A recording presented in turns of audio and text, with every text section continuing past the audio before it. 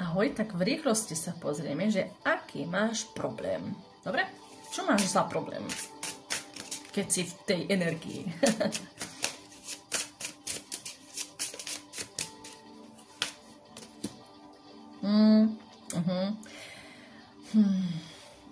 A tu máš smrť. Pozri.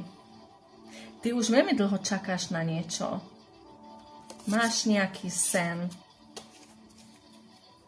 Strašne dlho, strašne veľa energií máš v tom. Strašne veľa čakania. Strašne veľa času. A ako by to neprichádzalo?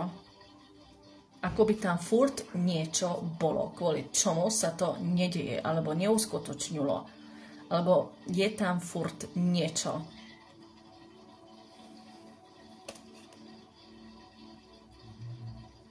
A zase sa musím zmeniť, aby sa stalo toto, a zase som našla nejaký problém v sebe, a zase terapia, a zase toto a hento, a už som čistá, už mám v sebe spracované toto, hento, tamto. A furt nič. A že prečo? No.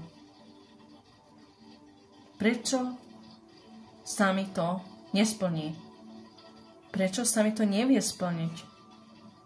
Kde je háčik? Ja už neviem, ja už robím všetko možné. Kde to vázne? No. Takže toto má za... To je tvoj problém, ozajstný problém. Tu si. Je tam frustrácia. A možno to je problém. Pozri sa na túto osobu, akoby kvitne, pozri sa na tú energiu. A pozri sa na toto. Nič sa mi nedarí, prečo to už neprichádza, bla bla bla. A čo z toho vyrástlo? Veľké nič. Dobre?